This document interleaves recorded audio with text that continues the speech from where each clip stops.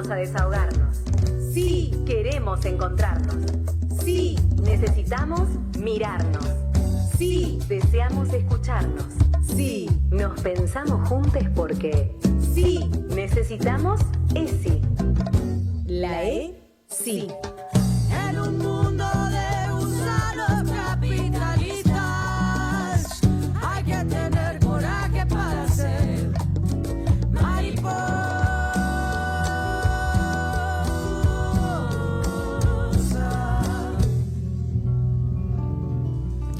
Buenas tardes a todos, todas y todes.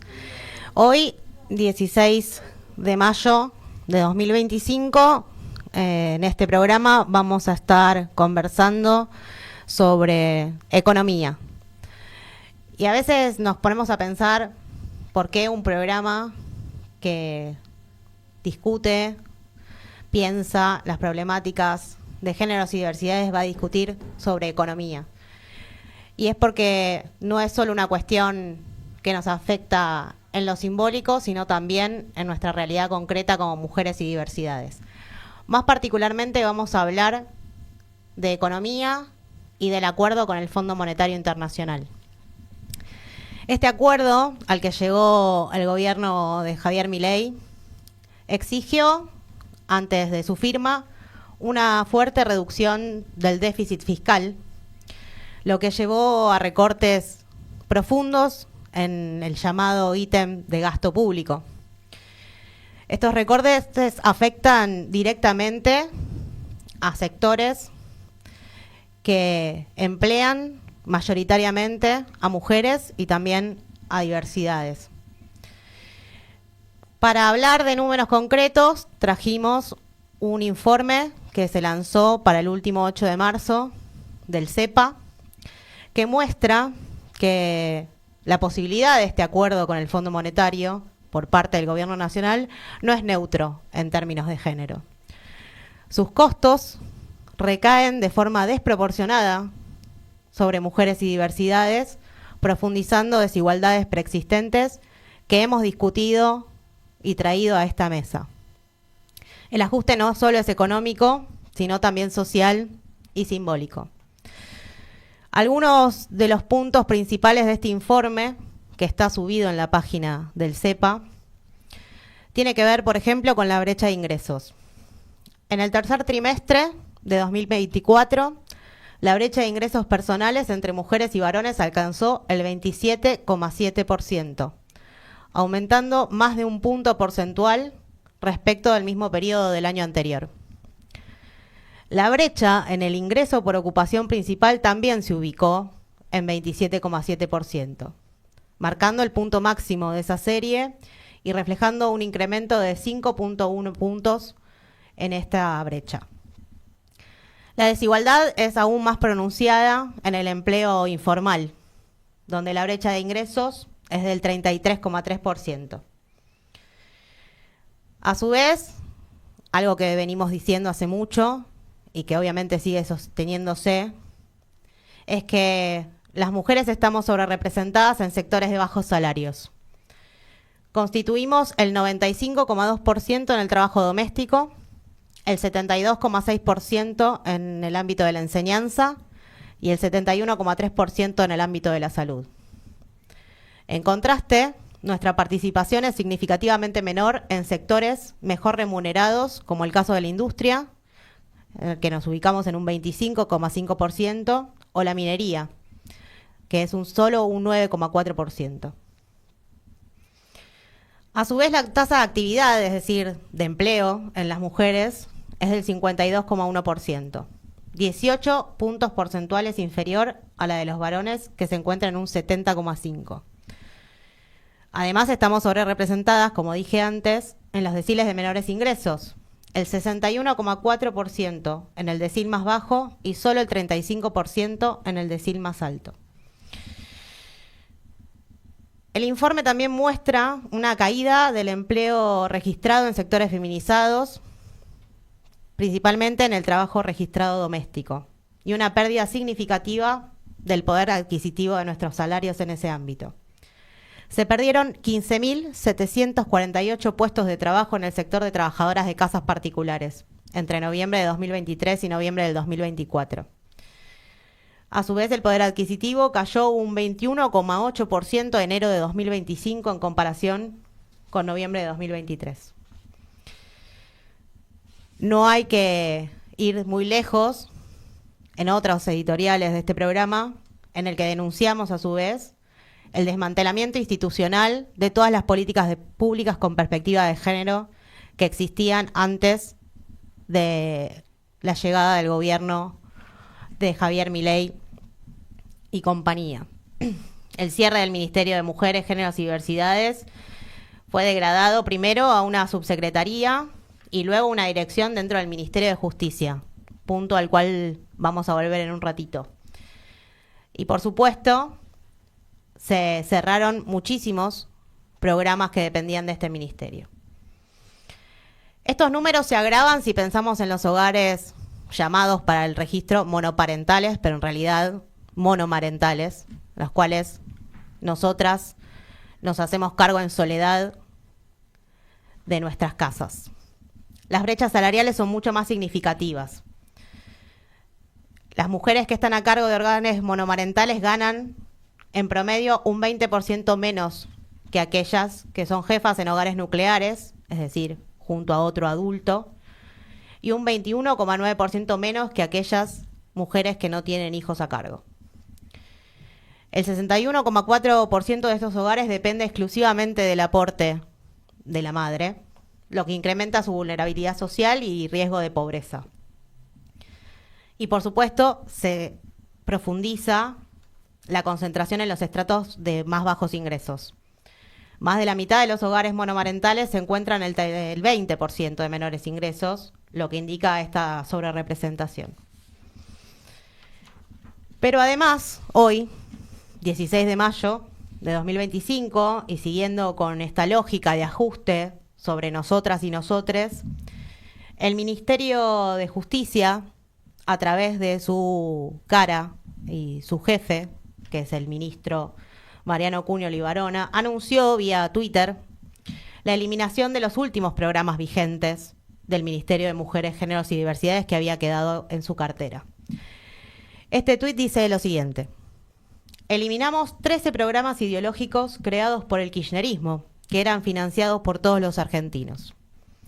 Entre ellos se encuentra el insólito Menstruar. Los 13 programas que eliminamos, dice el ministro Cunio Libarona, que además es un defensor de sujetos violentos.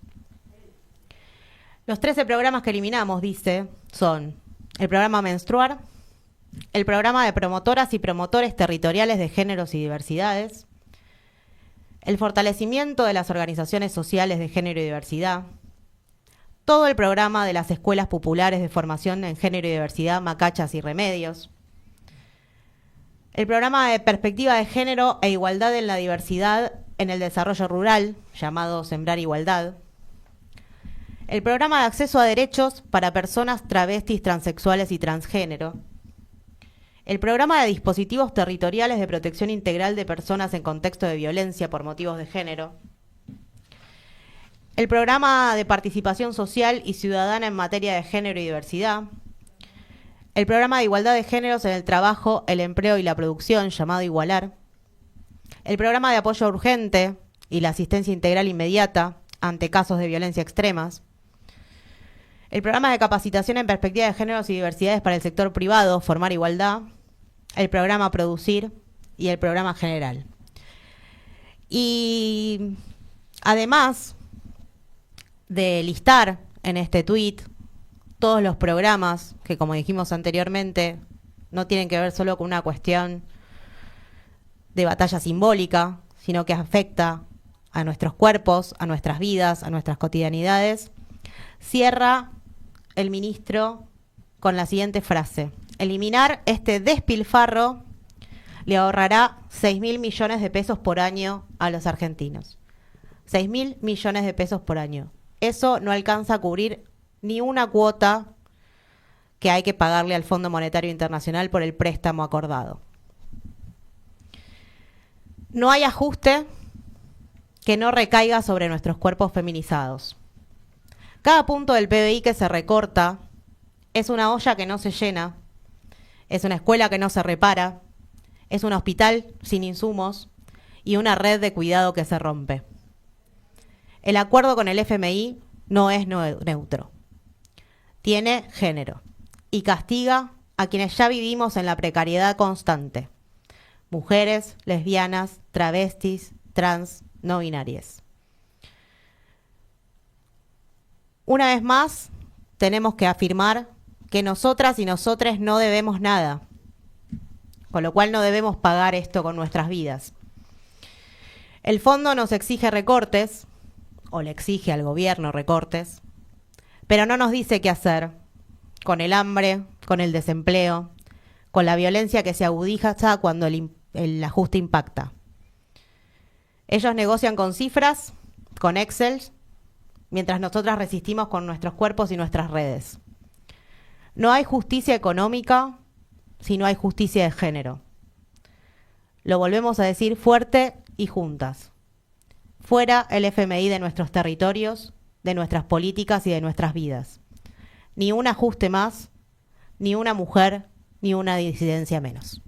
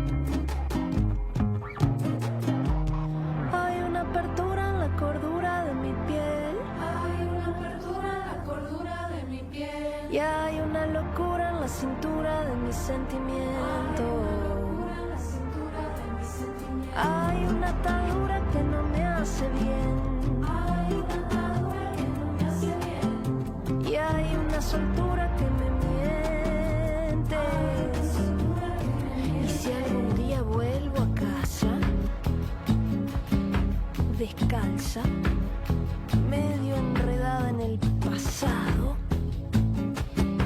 Cuidado, y si me pierdo en la justificación, precaución. No habrá remedio ni habrá desilusión, solo estará esta canción.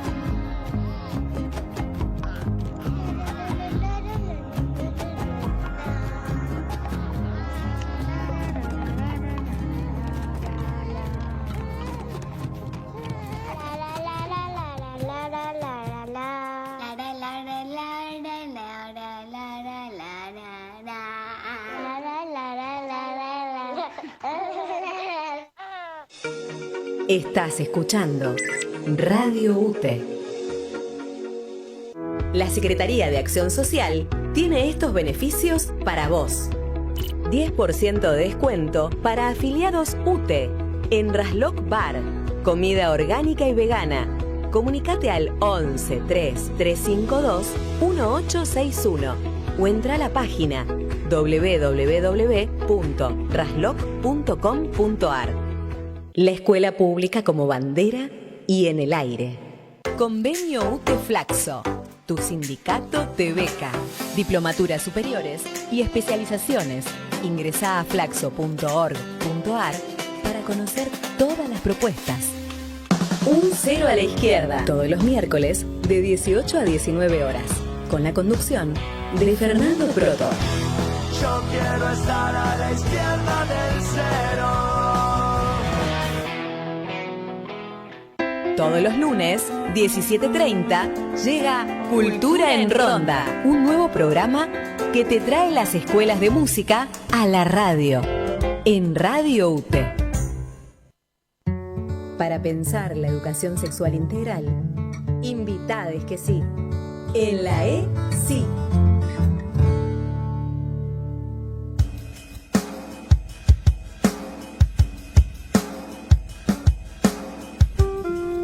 Bueno, invitades que sí en la ESI. Un viernes más nos encontramos acá con mis compañeras. ¿Cómo está Lorena Lencina? Hola, compas. Bien, bien. Un viernes muy de lluvia, muy lindo para estar hablando, para estar compartiendo con ustedes, como siempre.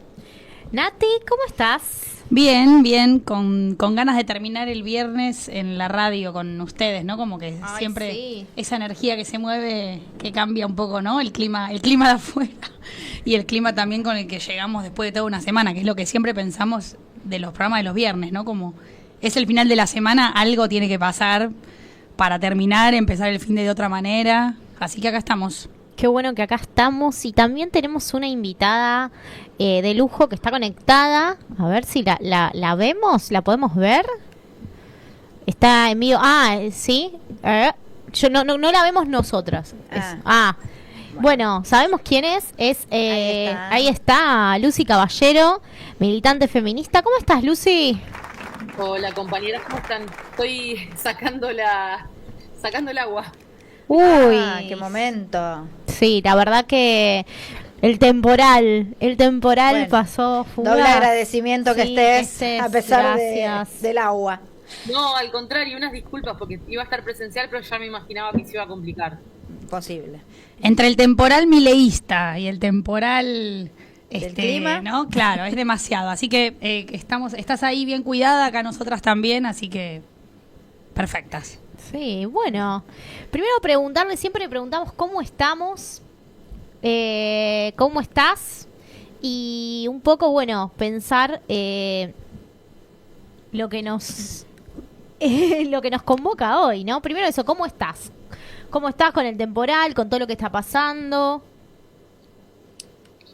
Mira, la verdad, a veces un poco desbordada, esa es la verdad.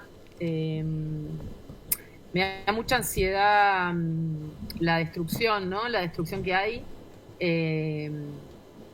Y bueno, y también es un poco fuerte todo lo que está pasando también en términos de entrega de soberanía, ¿no? Eso de básicamente que se está cerrando la provincia de Tierra del Fuego, regalando los recursos. A veces me agarra un poco de ansiedad, un poco de desborde y se me hace difícil ver los ciclos más largos, ¿no?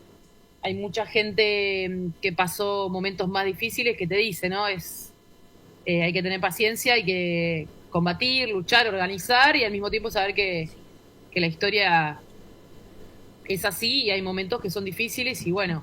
Pero bueno, por momentos me desbordo, ¿no? Ahora estábamos con el tema de la eliminación de las 13 políticas públicas de género y bueno, obviamente que mucha gente lo primero que hace es mandar un mensaje porque claramente nosotros estamos ahí siempre al pie del cañón y bueno, pero hay que contener también a muchas compañeras que están en situaciones muy muy jodidas, así que a veces estoy como más estable y otras veces estoy más desbordada. Nunca estoy exactamente feliz, digamos. Hace bastante. Qué bueno, Está complicado. qué buena forma de empezar, Lucy, porque nosotras también nos parece que estos espacios radiales tienen que ser espacios donde feministamente podamos conversar de cómo llegamos a activar políticamente, a sostener espacios colectivos. Si siempre hablamos, y por eso también con vos queríamos charlar específicamente algunos asuntos económicos, si se quiere, que recaen sobre nosotras, pero vos estás dando cuenta de una parte del momento político que tiene que ver con una militante que además logra tener un espacio, de una voz reconocida en espacios mediáticos, en otros espacios militantes que no son propios, pero que son espacios militantes en los cuales vos vas a aportar con tus conocimientos, con tu experiencia, y que en estos momentos demandan atención, y una intenta estar ahí, responder y todo, pero también a una le pasan cosas con esa demanda. Entonces, también me parece que está bueno, Lucy, cómo empezás, porque es un poco humanizar el contexto, seguir humanizando, que es una forma de politizar, ¿no? Hacernos cargo de lo que podemos ofrecer, pero también de la situación propia. Sí, yo creo que además no hay salida, sino no practicar el ombliguismo neoliberal, ¿no? Viste eso de, digamos, no es que no somos el centro, Claro. pero sí pensar a fondo qué pasa en nuestras organizaciones, qué pasa cuando nos componemos con otros, qué nos está pasando, hasta dónde podemos, hasta dónde no, qué tenemos que revisar, qué tenemos que profundizar, porque es evidente que no podemos seguir en el mismo chip, ¿no? Obviamente hay muchas cosas que se hacen por inercia, pero hay por qué hay que sostenerlas, porque las tenemos que sostener, pero también hay que encontrar el espacio para innovar, para ver qué hay que profundizar, es decir, qué es lo que ellos no pueden destruir, qué cosas nosotras podemos crear en estos momentos que nos van a poder permitir resistir, pero también imaginar y empezar a armar lo que sigue después de ellos. Claro, pensar ¿y qué es escenarios. eso? Pensar escenarios, Claro. no construir. Lucy, yo te Pensar quería sí. hacer una Sí. consulta, a ver si vos, desde tu perspectiva, nos podés... Este acuerdo con el FMI, esta situación que viene, que no es una sola cosa, digo, esto del recorte también es una pata más allá de su ideología, es una pata necesaria de ajuste. Si vos desde tu mirada nos podés decir cómo eso afecta a las mujeres y a las diversidades en específico, ¿no? Digo, porque pareciera ser que la macro es una macro generalizada y no tiene algunos actores o actrices a los que afecte más que a otros. Digo, a las mujeres en particular estos recortes, este ajuste y este acuerdo, ¿cómo nos viene afectando? Bueno, en realidad, a ver, vamos a hacer un poco de historia, digamos. Los acuerdos con el Fondo Monetario en nuestro país nunca trajeron beneficios para el pueblo. Desde el año 56, que no casualmente después de derrocar a Perón fue la primera ingreso de Argentina al Fondo Monetario. Todas las veces que se hicieron acuerdos vinieron momentos de ajuste, evaluación, caída del salario. Pero bueno, me parece que en los últimos años, desde el movimiento feminista argentino, desarrollamos una perspectiva para entender que los acuerdos con el Fondo Monetario implican, primero, obviamente, un retiro del Estado en la inversión social o en la inversión destinada a la salud, a la educación, a la cultura, a los servicios públicos en general. Y eso, cuando vos te lo pones a ver en la vida cotidiana cómo impacta, te vas a dar cuenta que todo lo que no hace el Estado lo termina asumiendo las mujeres con más carga de trabajo no remunerado, extendiendo la jornada laboral. Bueno, lo estamos viendo ahora, ¿no? Muchas mujeres haciendo más trabajos, no solamente para ganar lo mismo, sino también porque ahora tienen que cuidar más horas, porque se les cortó la posibilidad de dejar a los chicos en el jardín, porque no encuentran vacantes o porque ya no lo pueden sostener. Entonces, básicamente el Fondo Monetario realiza un ajuste que no es que recorta cualquier área del Estado, sino en general las áreas que se destinan a la reproducción social. Eso que el Estado no hace, lo cargan en la espalda a las mujeres principalmente. No solo a las mujeres, las trabas que son lideresas en sus comunidades, las tortas, digo, todo lo que es el trabajo feminizado, ¿no? Entonces ahí tenemos un primer punto. Esto ya está medido a lo largo del mundo, lo podés ver, digamos, crece el trabajo no remunerado, crece la extensión de la jornada laboral de las mujeres, crecen los malabares haciendo la cotidianeidad atravesada por la urgencia de la crisis.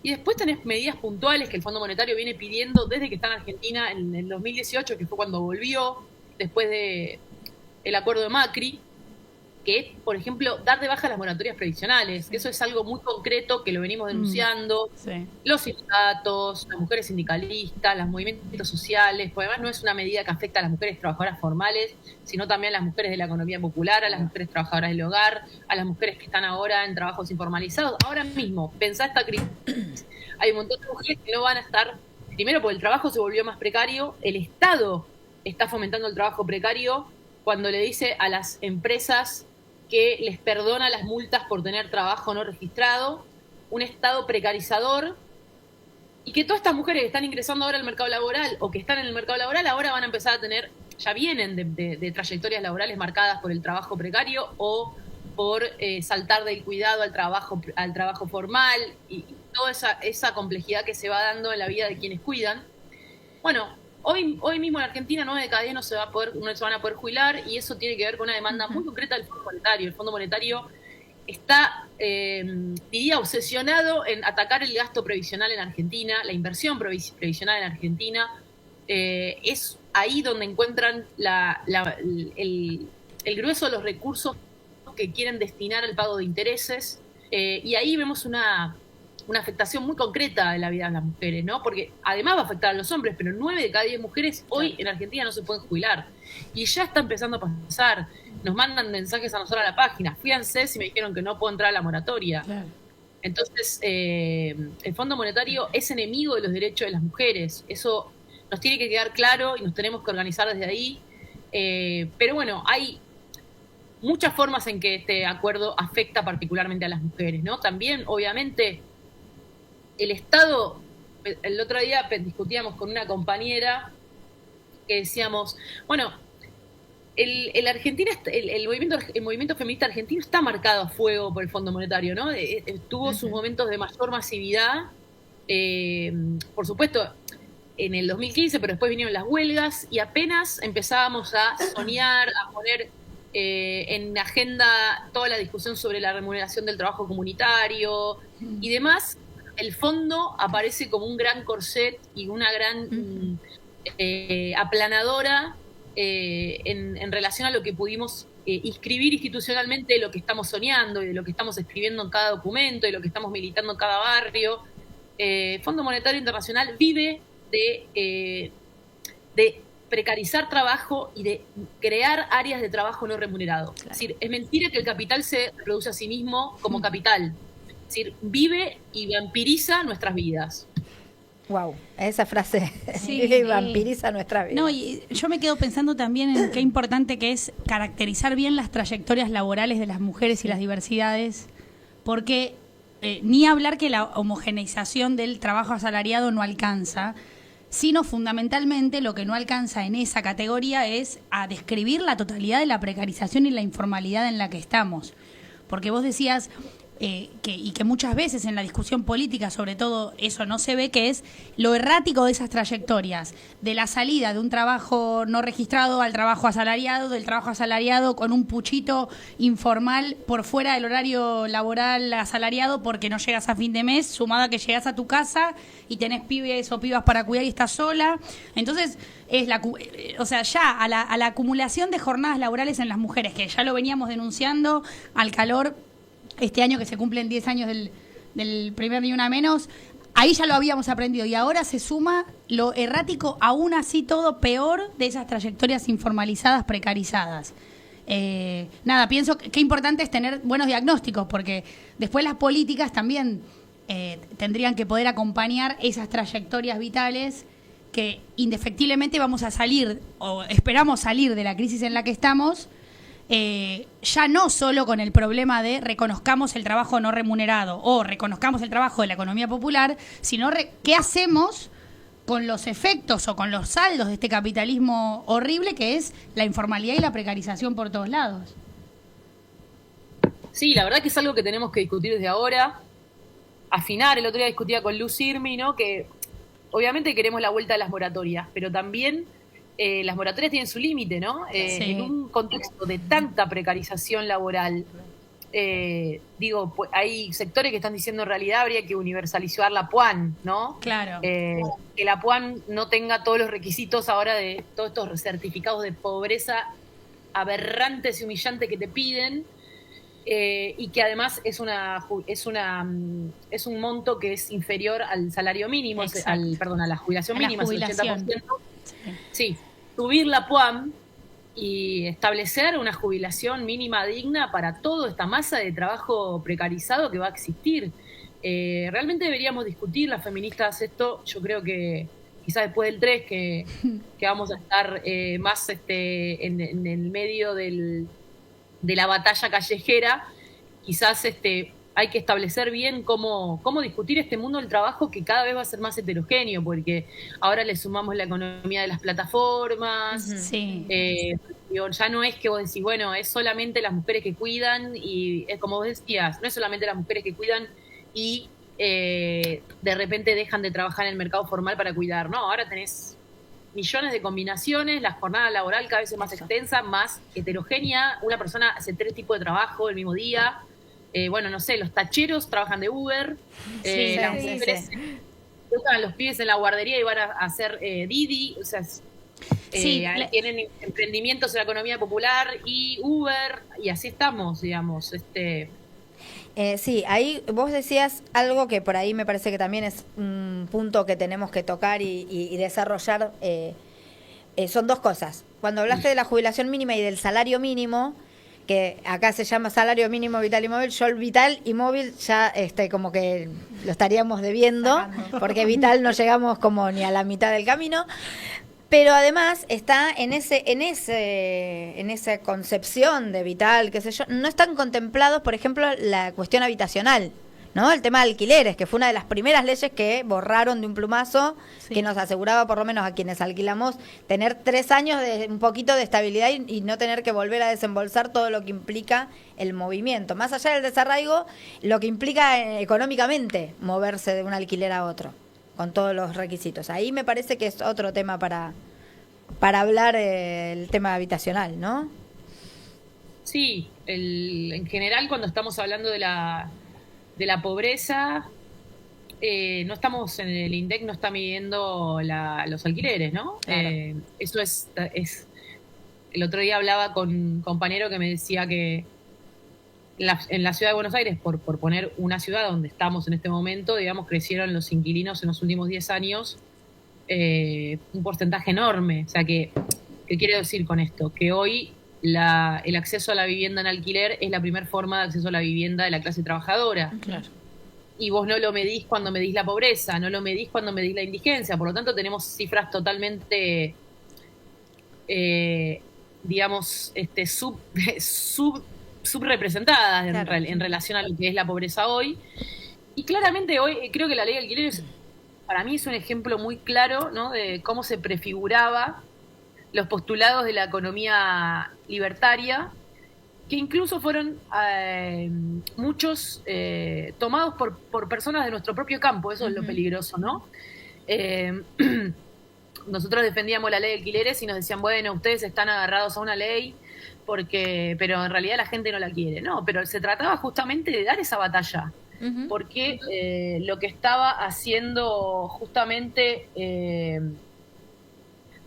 lo que estaba haciendo el gobierno era, lo que estaba haciendo el mercado era empezando a generar esta idea de que cualquier mercado que se regula, entonces, bueno, eso ya es malo, ya genera, se culpabiliza al propio inquilino, y se generó toda una campaña de estigmatización de los medios de comunicación para echarle la culpa a la ley de alquileres en un país donde había 200% de inflación, y le echaba la culpa a la ley de alquileres que tenía reglas básicas, porque estamos hablando de una ley que establecía reglas básicas, claro, pero en otros países son leyes mucho más restrictivas. No sé, el otro día estaban con contratos de 5 años ahí en España, digo. Nosotros teníamos contratos de 3 años, una actualización anual.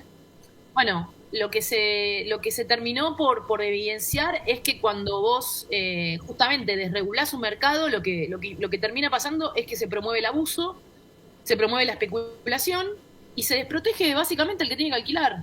Y por supuesto que la ley de alquiler no venía a solucionar todos los problemas del acceso a la vivienda, pero era un marco mínimo de negociación. Ahora estamos totalmente desamparados. Una persona te puede alquilar una casa por 3 meses y echarte, y no hay nada que lo regule. No, claro, y de hecho te hacen un contrato de 2 años con ajustes trimestrales, cosa que está muy lejana de inflación o de ICL, y también está la posibilidad de que si la quieren vender en el medio, vos te tenés que podés llegar a negociar el periodo de aviso, pero ni siquiera con una indemnización ni nada. Digo, es como esto, la especulación, y siempre desprotegiendo a quien necesita una vivienda, un techo, digo, por eso lo básico. Nada, Sí. es como un montón. No, yo pensaba en otra línea que Lucy viene trabajando, me parece, vos dirás si te escuchamos bien, pero que es cómo enfrentar, ¿no? Estas avanzadas contra los sectores populares, porque nos atacan por diferentes lugares, ¿no? Estamos hablando hasta ahora de todas cuestiones que hacen a la sostenibilidad de la vida muy fundamental, ¿no? Claro, el trabajo, el cuidado, la vivienda. Entonces pienso, vos venís señalando la necesidad de hacer confluir luchas, de cómo hacer para, o creemos que es, cómo hacer para mirar cómo en diferentes sectores de la sociedad recaen los mismos problemas, o incluso que problemas de unos son también problemas de otros por derivación, por más allá de la idea de vivir en comunidad y de que para nosotras la realización es colectiva, más allá de esa dimensión política, también la otra que es, bueno, a ver, esto es inviable.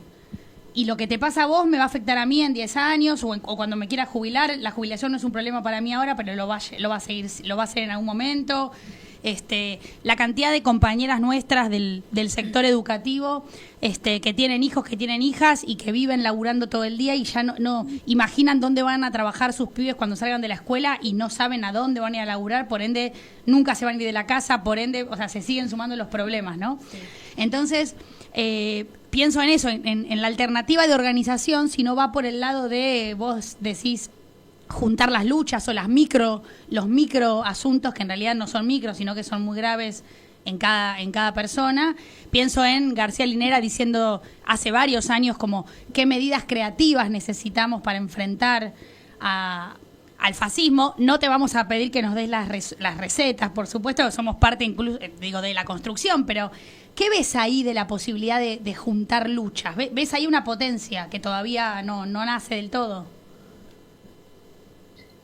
Yo creo que estamos todos ensayando, ¿no? Me parece partir de esta pregunta así tan sincera que haces vos, me parece espectacular, ¿no? Partir del no saber, que por ahí es difícil encontrar espacios, bueno, tiene que ver con que es un espacio feminista también, que no estamos bajando línea, no estamos diciendo, che, es por acá, si no venís, sos un boludo, le haces el juego a la derecha, bueno, no sé.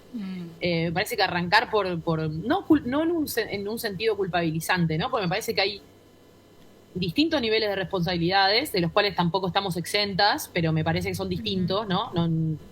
Pero sí preguntarse a fondo por la efectividad de nuestras prácticas políticas.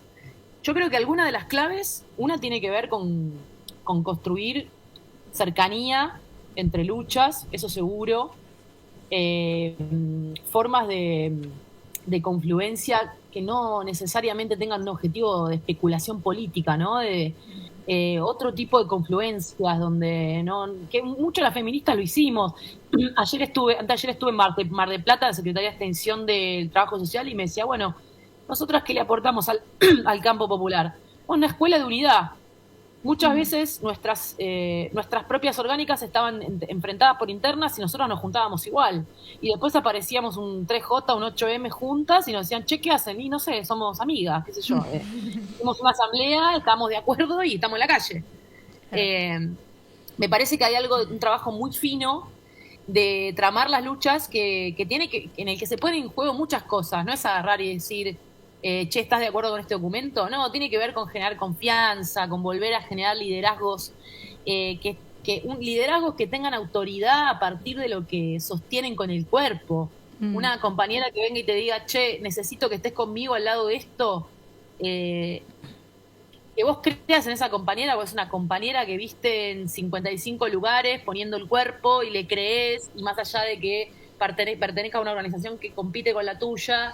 Bueno, se trata de producir liderazgos con autoridad, con cercanía, se trata de tramar las luchas y también ir entendiendo que, digamos, que yo creo que hay que entender, yo creo que es un trabajo en dos planos, ¿no? Hay un plano que es el plano de la contraofensiva, es decir, esta ultraderecha reacciona frente a puntos que nosotras pusimos en crisis, como jerarquías, como formas de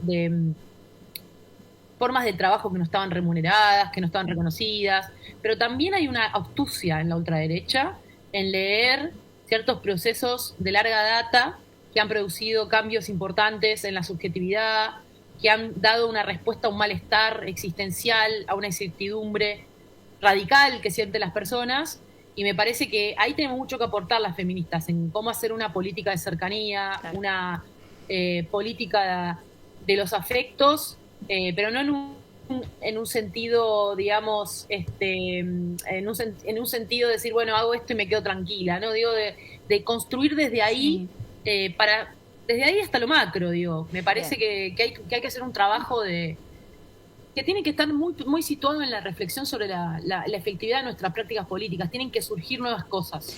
Desde que empezaste no parás de nombrar compañeras. Sí. Digo, eso también, cuando empezaste a responderme, decía que eso también es una práctica feminista, la de referenciar compañeras sin especulación. Y incluso decías, discutí con la compañera, discutí con Lucía, discutí como... Así de verdad tramamos nosotras. Y nosotras, yo pienso siempre que la debemos conocer. De paso nombro otra compañera, Maisa Bascuas, una compañera que en un encuentro de mujeres nos encontramos en una esquina y nos matamos a puteadas. Porque la columna, me rompiste la columna y entras y qué hago y qué sé yo, qué sé cuánto, a los abrazos. O sea, la cruz. Y es como decís, pero es que es así, porque... Y no es una defensa de las peores prácticas, al contrario, no es una defensa de las prácticas machirulas de construcción, que son también como muy patriarcales en los modos, ¿no?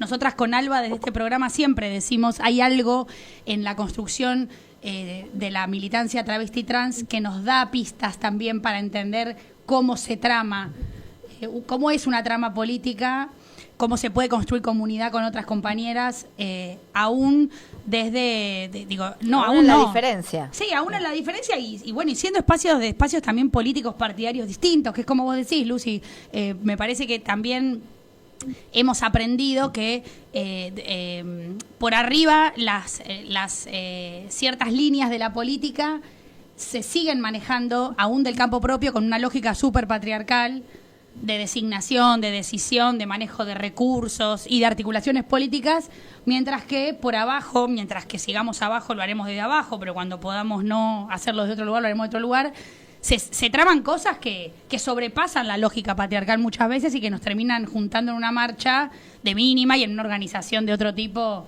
en otros momentos. Recién hablaban de esto de entramar juntas, de los vínculos que construimos entre las mujeres, digamos, entre nosotras, entre nosotres. Le quería preguntar a Lucy, y que nombró el movimiento Ni Una Menos, yo nunca me voy a olvidar mi primera movilización, que, pasó tanto tiempo, 10 años 10 dijeron años. Recién. Eras una pasó piba. Un montón, claro. ¿Qué balance? Éramos pibas, éramos unas pibas. ¿Qué balance podés hacer del movimiento de Ni Una Menos hasta acá, digamos, y todo lo que pasó de la marea verde y demás, en retrospectiva? Y bueno, porque ya dijo un poco qué nos queda para después, pero ¿qué balance podés hacer de lo que pasó en ese Ni Una Menos hasta ahora? Bueno, son muchos los balances, ¿no? A ver, yo creo que el movimiento Ni Una Menos, primero es impensable, surgió en Argentina por toda la genealogía de luchas que había y que existía antes, ¿no? Yo creo que las cosas tienen poco de espontáneas. En general no creo mucho en la espontaneidad. Me parece que si surgió en Argentina y no en otro lado es porque estaban las madres y abuelas, porque estaban el movimiento, porque estaba la ESI en las escuelas, en las escuelas. La ESI fue una escuela de formación política para generaciones en el feminismo, porque estaba la campaña por el derecho al aborto, porque estaba el movimiento piquetero, las mujeres piqueteras, las mujeres sindicalistas. Entonces prendió esa llama, que obviamente tiene que ver, el hecho puntual fue una convocatoria, una lectura, pero bueno, prendió una sociedad que tiene todas esas pliegues y pliegues de la historia de luchas. Creo que fue un movimiento que marcó un antes y un después a nivel mundial. Digo, abrió un ciclo de luchas.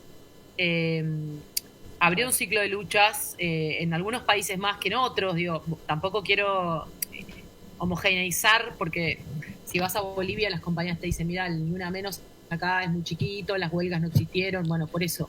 Pero sí hubo países en el mundo en el que ni una menos se transformó en una contraseña, hizo surgir feminismo de base, Italia, España, Perú, bueno, en México menos, pero existe, Austria, no sé, hay por todos lados. Abrió un ciclo de luchas para nuestro país, particularmente antes que las inscripciones institucionales. Creo que fue un gran proceso de resensibilización de la sociedad.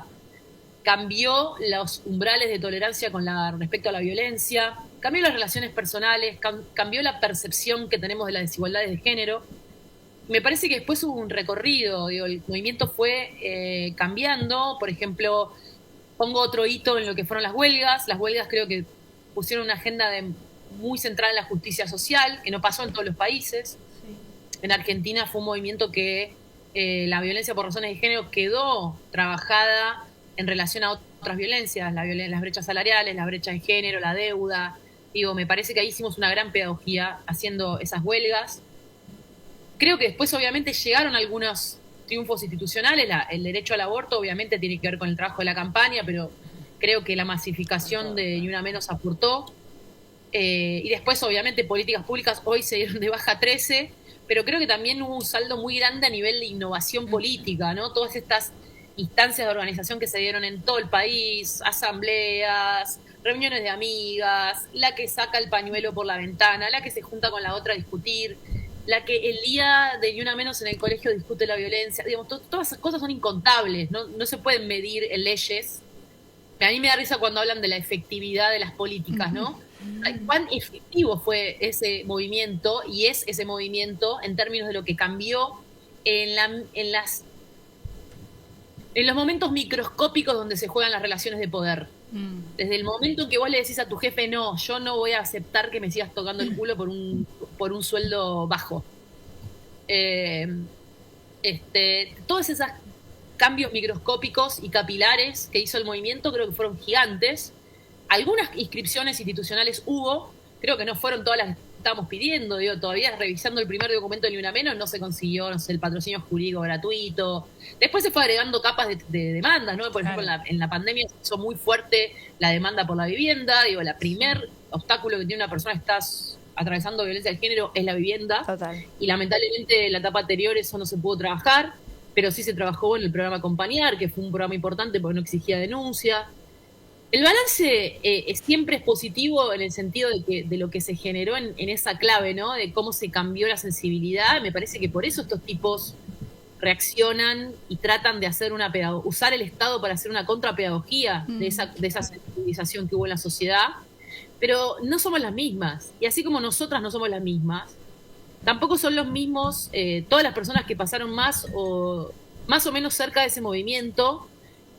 Alguna vez discutieron el trabajo remunerado, alguna vez alguien los sacó cagando porque hacían boludeces que ahora ya no se toleran. Digo, no somos los mismos, no somos las mismas, y eso no nos lo van a poder sacar. Sí, es muy justa la pregunta por la efectividad de las políticas, porque se pierde la dimensión más política de las políticas, que es esto que estás diciendo vos, que son los efectos, que son los efectos subjetivos, los efectos comunitarios, las tramas que no se miden con ningún indicador de nada. O bueno, en algún momento construiremos también indicadores con perspectiva de género, que algunos se lograron y otros no. Pero, sí. No, pero digo, más allá de la estadística en sí, hay algo, me parece que es muy difícil de ponderar, que es básicamente la lucha social. Claro, que es ese cambio que desea la resensibilización social para poder mirarlo desde otro lugar. Y me parece que eso, como vos dijiste, Lucy, es siempre positivo el balance, más allá de este contexto de retroceso, que también tenemos que dar cuenta de que a pesar de que socialmente hay un montón de cosas que ya no estaban, que habíamos dado por sentado, que ya estaban como saldadas y encaminadas, hemos tenido un gran retroceso. Lo estamos viviendo en las escuelas también, por ejemplo, con la aplicación de la ESI y la resistencia de los pibes, ¿no? Digo, sobre todo en media. Ahí hay algo que de esto que tenemos que poder visualizar para adelante también, ¿no? Sí, yo creo que el 2 de febrero, que fue la gran movilización, fue el 2 de febrero, el primero que fue la movilización antifascista, creo que también nos plantó, y como lo fue el año pasado la de las universidades, creo que nos fueron planteando modos de ver y demás. En la escuela la discusión de la ESI, las discusiones de violencia, está muy difícil volver a darlas, ¿no? Porque si no, siempre parece que nos dicen, ¿dónde están las feministas? Dilo, de feminista, dilo tuyo, como todo el tiempo nos cargan, nos hacen cargo de... Claro, aparte nos hacen cargo de otras cosas que no tienen que ver con la lucha feminista. Sí, y pensaba esto en relación a la afectividad de las políticas, ¿no?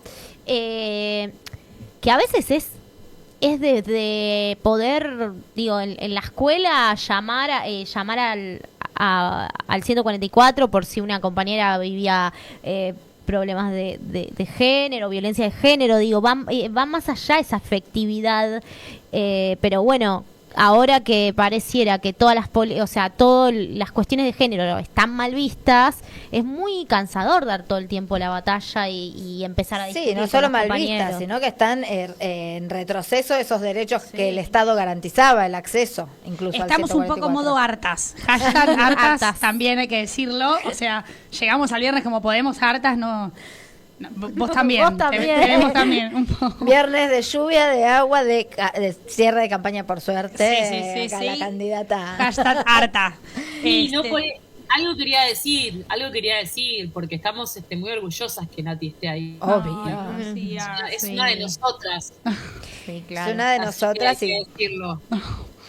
Sí. Bueno, gracias por ese Nati mensaje y amoroso. Anto también, Viene que ahora bien. se tuvo que ir porque tenemos un encuentro de la Secretaría de Género, por eso no estuvo acá. Igual la estamos viendo desde acá. La estamos viendo desde acá. Desde el balcón de la UTE la vemos armando, haciendo tareas de organización, ¿no? Seguimos enumerando tareas. Exacto. Así que Bueno, Lucy, muchas gracias. Muchas gracias por haberte conectado, por tu tiempo, por compartir lo que sabes, así que cuando quieras al piso, ¿no? Cuando el tiempo nos acompañe. Dale, buenísimo. Y a charlar en esta mesa que siempre aloja gente. Y nos vemos el 3. Nos vemos, compañeras queridas. Gracias. Chao. Bueno, estuvimos recién con Lucy Caballero. Vamos a un corte, ya volvemos. Kind of dream that can't be sold. We were right till we weren't. Built a home and watched it burn. I didn't wanna leave you, I didn't wanna lie. Started to cry, but then remembered I can buy myself flowers, write my name in the sand, talk to myself for hours, see things you don't understand. I can take myself dancing, and I can hold my own head. Yeah, I can love me better than you can. Can love me better, I can love me better, baby. Can love me better, I can love me better. Paint my nails cherry red, match the roses that you laid. No remorse, no regret. I forgive every word you say. Ooh, I didn't wanna leave, babe. I didn't wanna fight. Started to cry, but then remembered I can buy myself flowers, write my name in the sand, talk to myself for hours.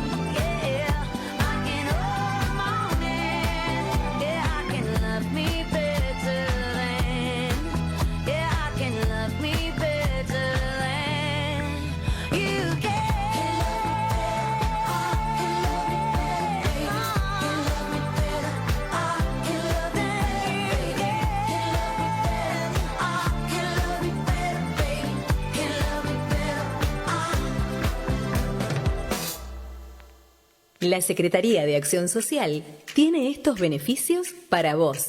Centro de Pie. 20% de descuentos en artículos de fabricación propia. 10% de descuento en artículos y alquileres de productos ortopédicos. Comunicate al 4686-6393. De lunes a viernes, de 9 a 13 y de 16 a 19 horas. Sábados, de 9 a 13.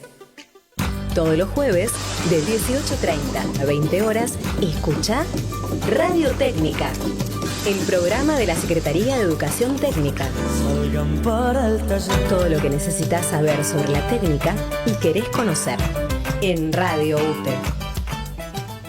La Secretaría de Acción Social tiene estos beneficios para vos. 25% de descuento en André Estética. Comunicate al 11 5 499 9120. La voz de los trabajadores y las trabajadoras de la educación. Radio UTE. Estás escuchando Radio UTE. Da los mandatos y guarda lo útil. La Mochi de la ESI.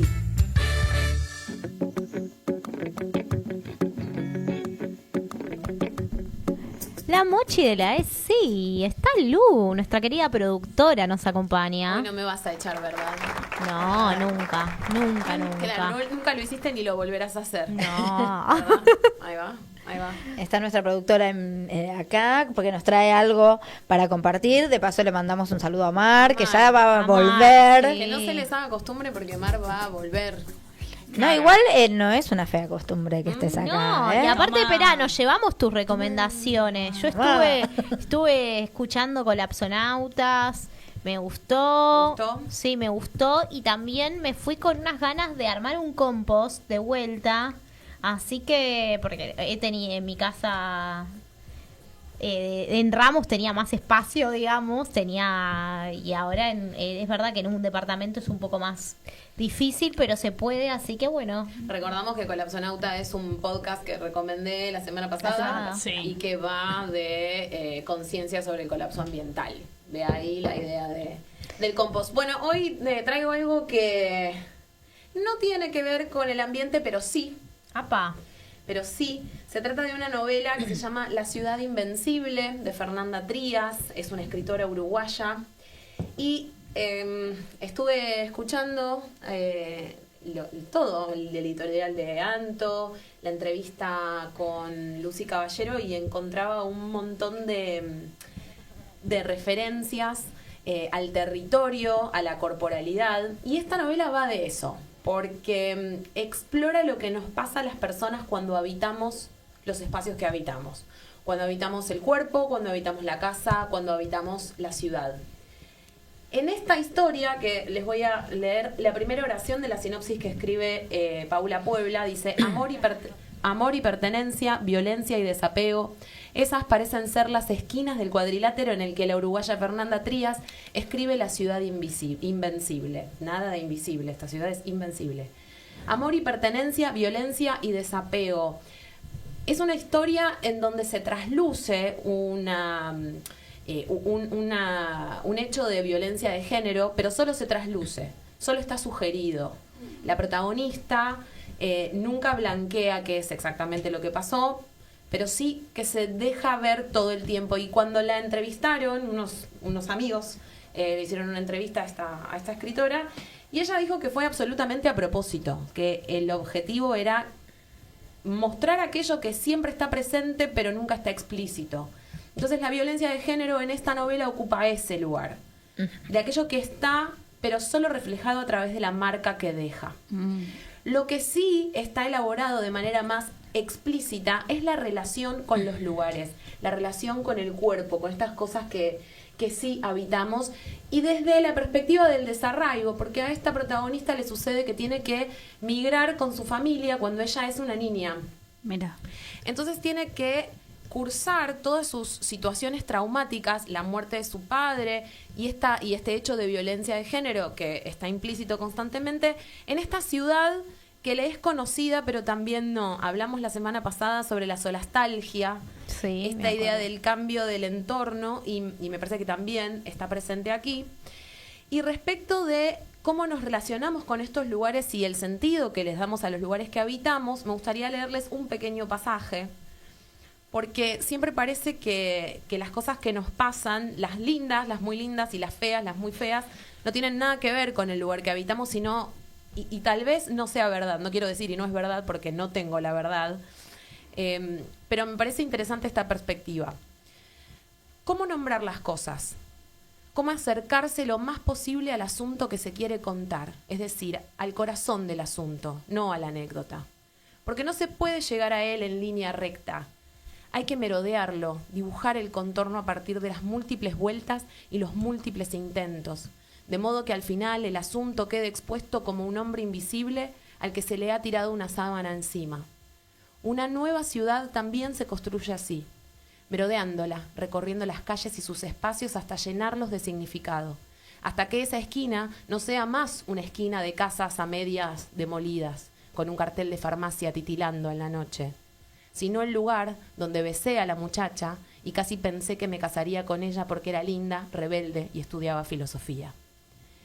Entonces, de este modo, Fernanda Trías le va asignando sentido a los lugares que habitamos y también le va asignando sentido a las marcas que quedan en el cuerpo y a la ansiedad que nos da hacer algo por mejorar esas marcas, por sanarlas. En este caso, el ejemplo que recién leímos era un ejemplo feliz. Pero ¿qué pasa cuando vivimos una experiencia traumática en una ciudad? ¿Qué pasa cuando vivimos una experiencia desfavorable en un lugar al que tenés que queremos volver? mucho, al que tenés que volver? Sí, sí. ¿Cómo resignificás eso? Es muy difícil. ¿Y qué pasa cuando ese lugar que aloja la herida es tu propio cuerpo? Wow. Tranqui, vino Lu este viernes. Sí. Hermoso. ¿Recordás autora y título? Fernanda Trías, La ciudad invencible. Les quiero compartir una cosita más Por respecto favor. de esto. Sí. Ella en esta novela trabaja mucho con la idea del espiral, con esta idea de que todo lo que nos pasa nos vuelve a pasar. Todos los traumas, el trauma, toda la herida, toda la angustia, ¿no? Y dice, el espiral es una figura traicionera porque nunca se sabe en qué dirección vamos, si hacia arriba o hacia abajo. ¿Y acaso el espiral tiene fin? La ilusión de movimiento deja a todo el mundo contento, satisfecho. Me da asco, recuerdo que pensé. Vomitaría sobre esa gente. Y elegí este pasaje porque me parece que tiene mucho que ver. Acá hablamos mucho sobre políticas para el cambio, para la inclusión, para el trabajo en unidad. Y constantemente vemos que lo que pasa es esto, la ilusión de movimiento. Que muchas de las propuestas hegemónicas y dominantes tienen que ver con mostrar que algo se está haciendo. Y tal vez eso sea solo una ilusión, la ilusión del espiral ascendente, suponiendo que ascender es algo positivo y esperable y deseable. Y me pareció muy acertado. La ilusión de movimiento deja a todo el mundo contento. Bueno, estamos haciendo algo y tal vez ese algo que estamos haciendo no es más que la construcción de clichés. Sí, de una repetición del punto de partida. Exacto. Bueno, y hablando de repeticiones de punto de partida, la protagonista, no contenta con haber tenido que emigrar de niña, de pronto su deseo la lleva a tener que emigrar de nuevo porque quiere irse a estudiar afuera. Entonces tiene que llevarse todos sus traumas y sus marcas y de pronto de esos lugares que había significado y resignificado, de pronto se tiene que desprender de ellos. Entonces toca la experiencia de poder viajar y dice de su departamento, el que había habitado durante todos esos años en los que estaba trabajando con sus fantasmas, porque en realidad esta es una de esas novelas que a mí tanto me gustan, en las que no hay una cosa que sucede, no hay un plot, no hay un descubrimos al asesino, sino que hay una constante elaboración de esto que le pasa en la mente y estamos todo el tiempo reflexionando sobre estos espirales de heridas y de encuentros. Y entonces este fragmento dice, algo fantasmal, ver ese espacio nuevamente vacío, igual a como lo recibí. las mismas maderitas levantadas del parqué, las mismas roturas en la persiana, sin huellas de mí, excepto por ese último clavo. Hasta la sombra de los cuadros del antiguo inquilino seguían ahí. Huella sobre huella, marcas que se acumulan no solo sobre el cuerpo, sino también sobre los espacios. Entonces, para este fin de semana, en el que estamos pensando en la ciudad de Buenos Aires, La ciudad invisible, un libro que transcurre en la ciudad de Buenos Aires. Gracias, Hermoso. Luz. Me lo llevo, ¿eh? ¿Vos, Te digo que ¿Qué me lo editorial llevo. es? Interesantísima pregunta. Esta es una edición de Editorial Marciana, que es también una editorial independiente. Este libro llegó a mí por medio de una suscripción literaria que lamentablemente ya no existe más, porque es una de esas cosas que se hacen muy a pulmón y entre amigues. Claro. Que se llamaba Limbo, y todos los meses yo recibía un librito que me traía mi amigo Laucha en bicicleta, a quien le mando un beso gigante, lo extraño muchísimo. Y este fue mi favorito de todos los limbos que recibí.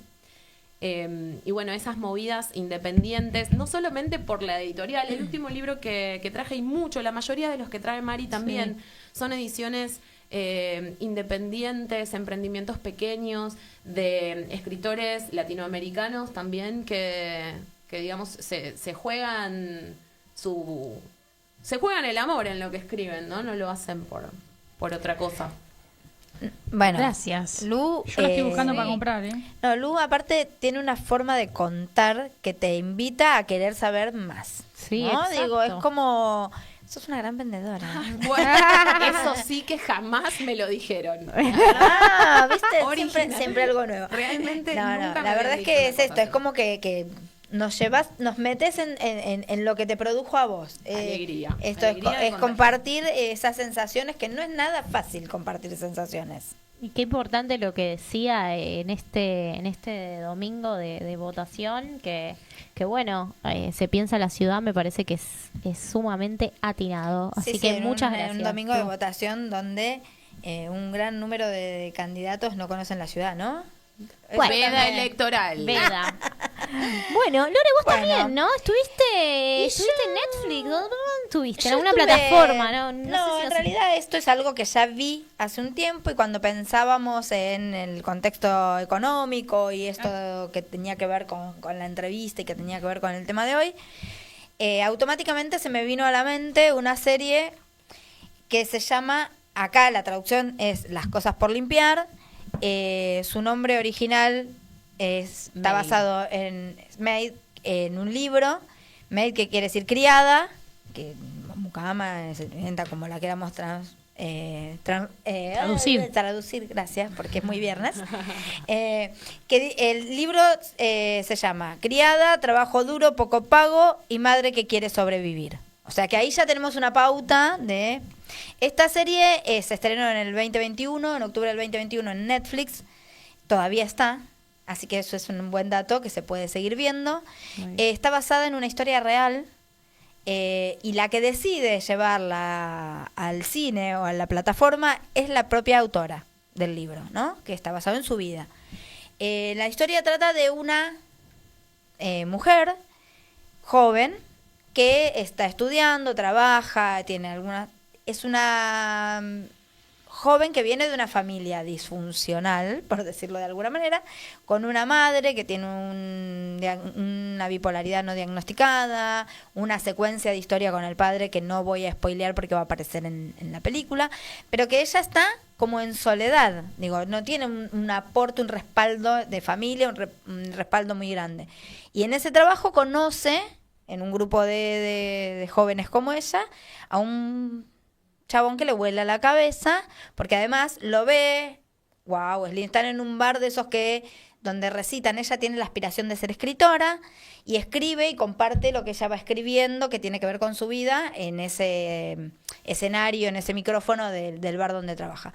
Y ahí aparece también un chabón, que es John, que es el protagonista. Acá el nombre de ella es Alex y el nombre de él es John.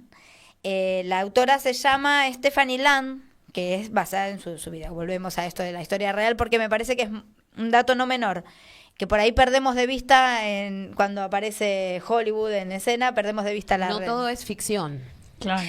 Claro. Y muchas veces esa ficción que nos exaspera y que nos enoja, porque una de las cosas que me pasó a mí cuando la vi allá lejos de hace tiempo y que me vuelve a pasar es esto, sentir la tensión y el enojo y la frustración de que es algo tan común lo que pasa. Bueno, la historia es esto, la historia de ella cuando conoce a este muchacho que está leyendo un libro, aparece ahí en la historia como que está leyendo un libro, la manda a la compañera a ver qué libro es y es un libro que a ella le vuela la cabeza. Nada, se enganchan. Cosas que pasan, le vuela la cabeza, hormonas, todo lo que sí. no sé, cosas que O a lo veces que no. han pasado, no quiero decir que a nadie O de lo que acá nos puede haya no. pasado. O lo que mejor no. Bueno, el tema es que ella tiene 4 meses de relación y queda embarazada. Mejor no. Mejor no. Como decía nuestra querida Vivi Masur, peor es un embarazo siempre frente a cualquier situación. Nada, la historia transcurre en lo que va ocurriendo. El tema es cuando ella le cuenta a él que va a quedar embarazada. Esto no lo dicen en el inicio. Pasan un montón de cosas. ¿Qué quiere él? ¿Qué no quiere? ¿Que si la va a acompañar? Y lo que cuenta es ella en una parte que cuando se lo dice, que ella no pensaba abortar, es como que ese amor y esa dulzura que él tiene se transforma a la persona, ¿no? En algo como más violento y van hasta que un día... No me digas. Tan rara esa Eso jamás historia. sucede. No sé, yo creo que era algo así como mucha serie. Bueno, nada, la cuestión es que ella, la serie inicia donde ella abre los ojos, están acostados en la cama, ella abre los ojos, lo mira al dormir y sale despacito porque había botellas tiradas en el piso y vidrios y cosas de uno de sus arranques. Y agarra a su hija chiquita y se va en el auto y él sale a los gritos porque escucha que arranca el auto. A partir de ahí, lo que cuenta es toda la secuencia y toda la vida y todas las cuestiones difíciles que nos tocan vivir a las mujeres, como hablábamos hoy, la mayoría de los hogares que los nombran como monoparentales, que son monomarentales, y la dificultad, porque ella lo que también había perdido era, ella había hecho el ingreso a la universidad, la habían aceptado, pero cuando queda embarazada, resigna su potencial. Y lo sostiene él en sus cosas, ¿no? Y esto que muchas veces nos pasa, que lamentablemente sigue pasando, que es las mujeres se corren de la escena profesional, política o de formación frente a una maternidad, cosa que no suele pasarle a los hombres. La hemos discutido muchas veces acá en la ESI, cuando las mujeres acceden a cargos de poder, que generalmente terminan separadas. Y cuando los hombres acceden a cargo de poder, las mujeres siguen sosteniendo, por eso después la invisibilización del rol de las maternidades, de los cuidados y de las amas de casa, como nos han llamado muchas veces, que de amas no teníamos nada. Pero me parece que es una serie muy interesante porque pone sobre la mesa lo difícil que es irse de una relación violenta. Lo complejo que es tomar esa decisión, porque muchas veces se juzga a la mujer que está en una relación violenta y dice, bueno, también si no se va es porque no quiere. Hoy en el 2025, esto que ella cuenta pasa en Estados Unidos, hola, primer mundo, en el 2007, 2008, porque aparte la agarra la crisis del 2008, esa depresión que hubo también, que nos afectó como todo. Todo lo que pasa en la economía, ese gran momento donde ella se encuentra yéndose de ese lugar y no teniendo a quién recurrir y no teniendo dónde vivir con su hija. Se ve también el Estado, ¿no? Pasa por un ahí, montón de oficinas. Claro, ahí ella llega, en un momento duerme en el auto la primera noche porque no tiene dónde ir y un policía le dice que no puede dormir ahí, no puede estacionar ahí, que se vaya al estacionamiento de Walmart o que vaya a buscar ayuda a Acción Social. Y ahí aparece esto que es tan importante, la presencia del Estado. Como cuesta, que no era tan fácil, había un montón de cosas que el Estado hacía, pero no es tan fácil acceso. Se nos está cayendo el cielo medio... Sí. No, pero me parece que la serie está muy buena para también hacer llegar este tema que vos traes, que es tan complejo, en un lenguaje audiovisual, de serie. O sea, yo cuando la vi me la imaginé como un contenido muy accesible que no pierde profundidad. No. Pero aparte es esto, yo le decía de lo de las sensaciones. A mí lo que me transmitía era esa impotencia que me genera la realidad. Porque ahí está bien plasmada Y en un momento también ella cae en una... Porque ella le preguntan, bueno, ¿fuiste abusada? Y ella dice que no. ¿Sos indigente? No. Pero si no tenés casa, ¿por qué te fuiste? Digo, hay toda una secuencia donde también asumir el rol del abuso, que el abuso no es siempre el golpe o no es un abuso. Digo, el abuso es psicológico, el abuso es tener miedo de la reacción de un otro. El abuso es que no puedas tener una vida y que no puedas progresar y que no veas cómo es la salida. Digo, alejarte. La violencia en la entrevista. La violencia en la entrevista, la violencia que genera, bueno, este policía que le dice que, bueno, no puede estar ahí sin preguntarse por qué hay una mamá con una bebé durmiendo en un auto, en un lugar público. Entonces, hay como un montón de todo este entramado de la violencia social frente a una madre, digo, a la familia de él y de ella también, cuestionándola a ella por qué se iba si él era un buen muchacho, si no sé qué, digo... Todo eso que lo vivimos muchas veces y que hemos vivido, por ahí no nosotras en carne propia, en algún punto, o sí, no sé, digo, esto no es una cuestión de autopercepción, digo, que viven muchas personas que tenemos al lado, ¿no? Y mucha gente que parece tener un montón de cosas resueltas y que tenemos un montón de cosas desde lo consciente, desde el análisis, y que después cuando se mezclan otras cosas es muy difícil. Y vuelvo al punto, lo difícil que es registrar que vos estás siendo abusada, que estás siendo violentada, registrar eso que se llama micro, no porque sea chiquito, sino porque está tan naturalizado que lo invisibilizamos y que el resto también te juzgue a vos por las decisiones que tomás. Ay, rompió la familia, ay, no se aguanta nada, ay, digo, esto pasa constantemente y en esta serie se ve, son 10 capítulos que duran entre 45 y 50 minutos, no mucho más, y que son muy llevaderos y es como de una facilidad de ver. Me parece que era como muy importante esto, el tema del Estado, la vivienda, dónde ir, y también frente a tanta hostilidad y tanto golpe, cuando querés salir de ahí y no encontrar salida, volver a ese lugar. Porque también... Bueno, conecta con Lu. Digo, es volver, ¿no? Estaba pensando a eso. justamente en eso. No solamente por volver al lugar físico, sino también porque vos hablabas de un plano simbólico, ¿no? Bueno, y cómo percibimos nosotros a esas otras personas y yo qué digo de mí misma, cuál es el cuento que cuento sobre mí. Y una de las citas de este libro es: el mapa no es el territorio. Entonces, lo que digo de mí, lo que decimos del otro, no soy yo ni es el otro. Y a partir de ahí se construyen un montón de cosas que nos creemos y que se pueden transformar o aspiracionales, por algún motivo. Como recién decías, primer mundo. Claro, por eso de nuevo, es lo que decimos de Estados Unidos, es lo que Estados Unidos dice. Y que es primer mundo también, poder poner en lo que cuestión. ellos digan y lo que quien tenga el dominio de la discusión diga que claro. Me parece que es un poco lo mismo. Me sorprende que haya tantas ficciones que versen sobre los mismos temas y que sigamos cayendo en los mismos lugares. Hay una cosa que estoy pensando desde El Eternauta. No sé si vieron. Sí. No sé si gustó o no gustó. Supongo que sí. A mí me encantó. Bien. Sí, me gustó mucho la adaptación, sobre todo. La capacidad de adaptarlo a la actualidad, eso me... Sí. Y cómo se Fue lo que habla más me de que gustó. de pronto El Eternauta tiene un mensaje que es... No es nuevo, pero sí está planteado desde un lugar nuevo, esto de la salida colectiva, del héroe colectivo, y a mí me preocupa mucho que esto, a raíz del gran éxito que tuvo en una plataforma de alcance global, se transforme en otro cliché. Siento que muchas veces estas cosas, como cuando hablamos de adolescencia, por ejemplo, yo siento que hablamos de adolescencia, hubo un hype, un momento de éxito, de todo el mundo hablando y todo el mundo preocupado y todo el mundo descargando aplicaciones espías en los celulares de sus hijos, y después pasaron 72 horas y eso quedó en la mismísima nada.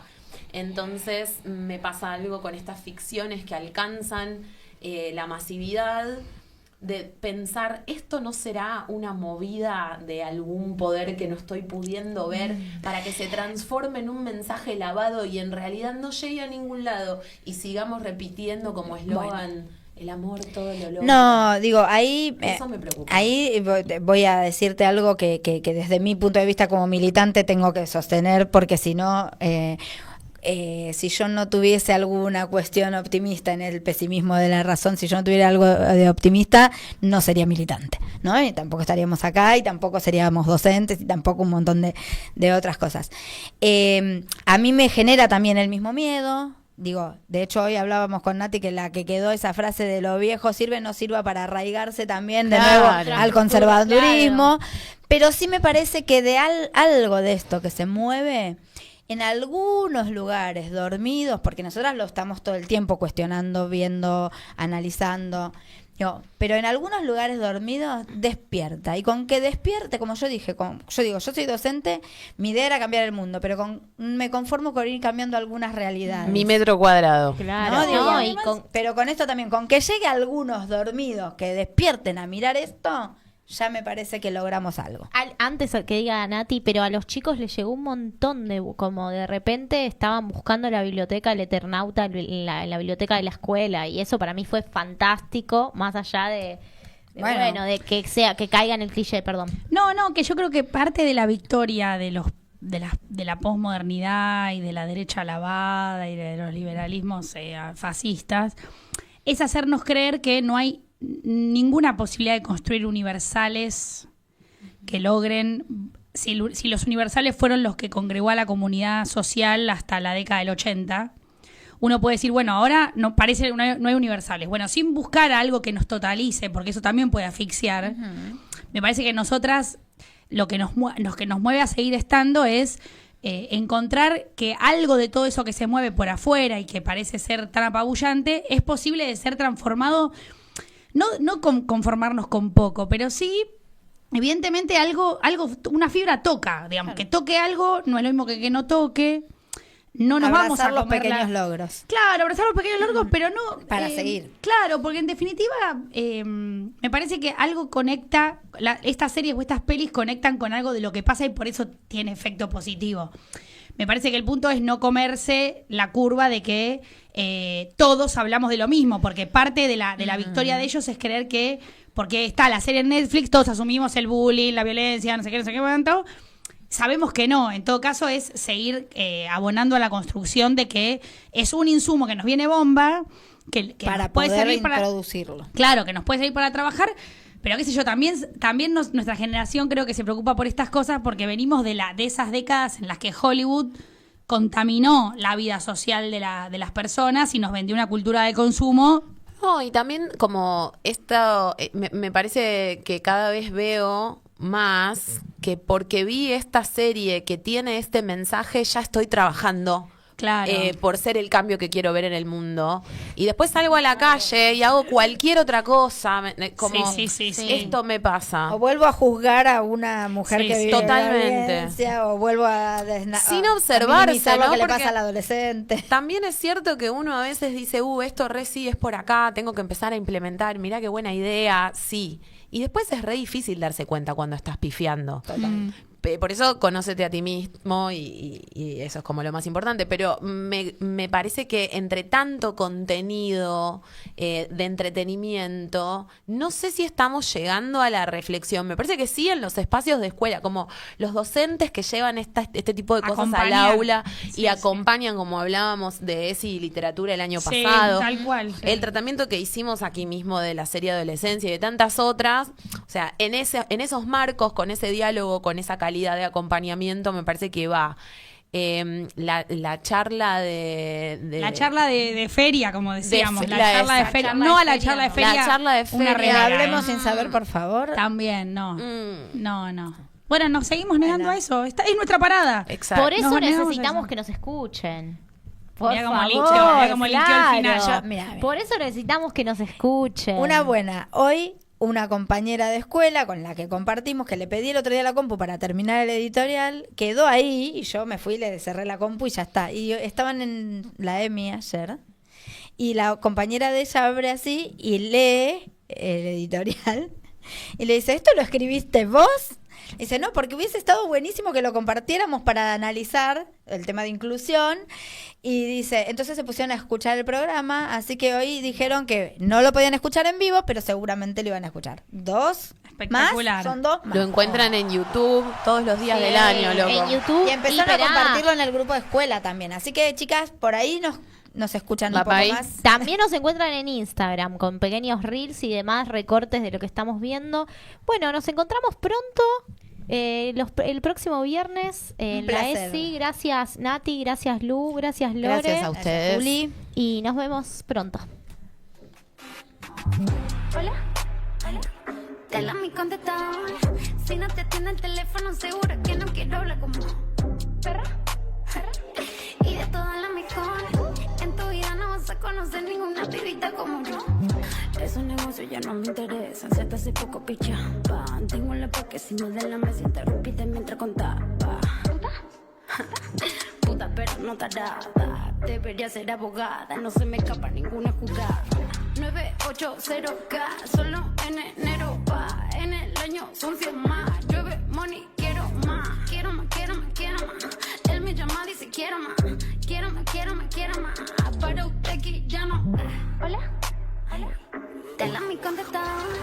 Si no te atiende el teléfono, seguro que no quiero hablar como perra, perra. Y de todas las mejor. En tu vida no vas a conocer ninguna pibita como yo. Para seguir pensándonos juntos, que no nos falte ESI. Nos encontramos en este espacio de aprendizaje cada viernes de 17 a 19 horas. En tu vida no vas a conocer ninguna pibita como yo. Que lo haga como yo, que tenga lo que yo. Me vive tirando, pero está intentando hacerlo como yo. Le largué tanta data que toda tu gata me odiaban y me rinden culto. Ella se pone sata si le hablo de plata y convierten al agua el insulto. Me miran como si estuviera loca y que a callarle la boca ya me acostumbré. Actuando como si supiera menos es lo que sé. Yo no peleo por cuero, mami, quédate con él. Yo lo probé, lo descarté, no era para tanto. Me lo robé, lo secuestré, perdí el encanto. Que llamo quién, no sé quién es. Me quiero olvidar, pero ahora me pegué. Y ahora está su beba, me aman del barrio. La jefa la que está sonando, bitch. Hola, te la mi contestador. Si no te atiende el teléfono, seguro que no quiero hablar como perra, perra. Y de todas las mejor. En tu vida no vas a conocer ninguna pibita como yo.